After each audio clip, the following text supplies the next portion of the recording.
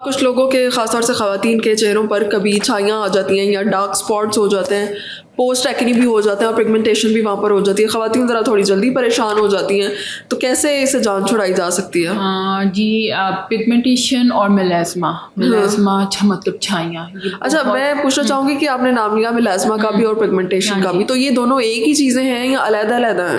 नहीं, ये अलग है। मेलास्मा का पैटर्न जो पेशेंट के चेहरे के ऊपर आता है वो डिफरेंट है। वो आपके मेलर एस्पेक्ट के ऊपर, चीक बोन्स के ऊपर, आपके फोरहेड पे, आपके अपर लिप्स पे या चिन एरिया पे मतलब वो पूरे फेस पर किसी भी जगह पर? हाँ, पूरा फेस ऐसे कवर नहीं होता, मतलब कुछ ऐसे एक पैटर्न है मेलास्मा का जो आएगा। पिगमेंटेशन किसी भी वजह से आ सकती है, मतलब है कि पेशेंट को एक्ने हुई है, उसके बाद वो निशान छोड़ गई, हम उसको पिगमेंटेशन करेंगे। ठीक है। कोई चोट लगी है, उसके बाद निशान पड़ गया, हम उसको पिगमेंटेशन कहेंगे। पिगमेंटेशन किसी वजह से, इन वजूहात से आ रही है, और मेलास्मा की रीजंस आर डिफरेंट। अब मेलास्मा की अगर आप छाइयों की बात करें तो आप यकीन माने बहुत ख़वातीन मेलास्मा से आ रही हैं। क्या रीज़न है? Hormonal imbalances.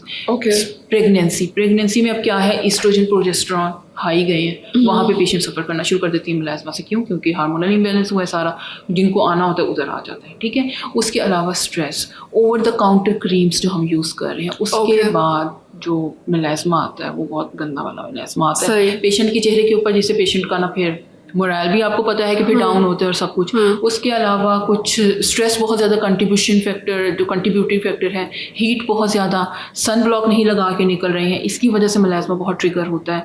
तो दीज आर द रीज़न जिससे मेलास्मा, आयरन डेफिशिएंसी एनीमिया, जिससे बहुत ज़्यादा खून की कमी की वजह से आपका रहता है। तो ये जो मेलास्मा के पेशेंट आते हैं, हम इनके कुछ खून के टेस्ट भी ऐसे करवाते हैं, जिसमें सबसे ज़्यादा हम HB पेशेंट का देखते हैं कि देखिए कि इसमें खून की कमी की वजह से तो नहीं मेलास्मा आ रहा। ठीक है। तो इसमें से किस चीज़ को जो है वो ट्रीट करना ज़्यादा आसान है, मेलास्मा को या फिर वो जो एक्ने, पोस्ट एक्ने पिगमेंटेशन है, और कैसे, क्या ट्रीटमेंट्स अवेलेबल है? अच्छा, इसमें ये है कि देखिए आजकल इस साइंसी दौर ने, या हम कहते हैं हमारी फील्ड ने इतनी तरक्की कर ली है, लेकिन मेलास्मा अभी भी एक चैलेंजिंग डिजीज़ है हमारे लिए। मेलास्मा को ट्रीट करना ज़्यादा टफ है बनिस्बत PIH से। मतलब है कि पोस्ट इन्फ्लेमेटरी हाइपरपिगमेंटेशन, या आम ज़बान में हम पिगमेंटेशन कहते हैं। ठीक है।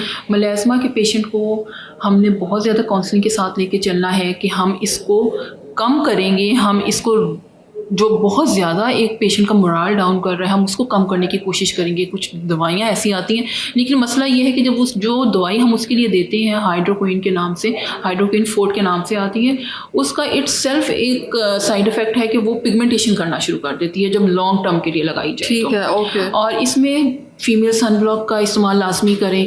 कुछ क्रीम्स हम देते हैं, जिस तरह केमिकल फार्मूला जो हम देते हैं, लाइक एल्फार्बिटोन है, कोजिक एसिड है, ये बहुत ब्राइटनिंग एजेंट्स हैं और ये पेशेंट को हेल्प आउट करते हैं, but for long term patient जो है उनको लगाना पड़ता है। इसके अलावा अब देखिए इसका इतना प्रॉमिसिंग रिजल्ट नहीं आएगा। ठीक है। हमने साथ में पेशेंट को मीज़ोथेरेपी पे लेके जाना है। अब हम जो मीज़ोथेरेपी पे लेके जा रहे हैं पेशेंट को, वो हम कर रहे हैं आजकल जिस पे स्टडी हुई है, जिस चीज़ पे, वो है ट्रांसएमिक एसिड।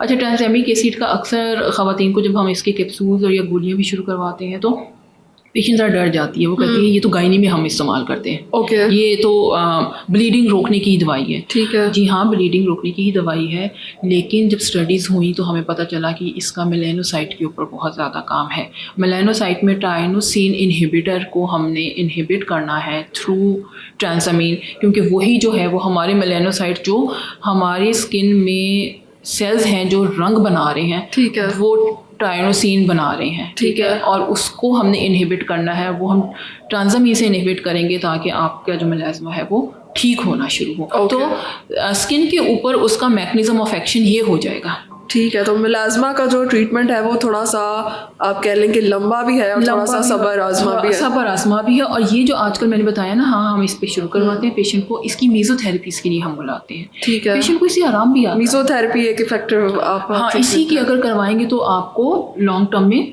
और इसकी भी ऐसे है कि 1 या 2 नहीं, you have to go for 8 to 9 sessions.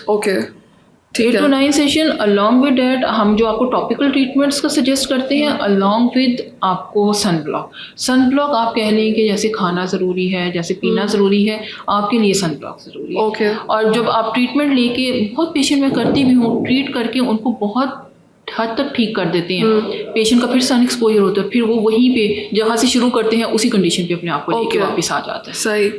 क्योंकि वो सन ब्लॉक इस्तेमाल नहीं नहीं कर रहे। करता। केयर मेलास्मा में पोस्ट केयर बहुत ज़्यादा है फिर। ओके ठीक है।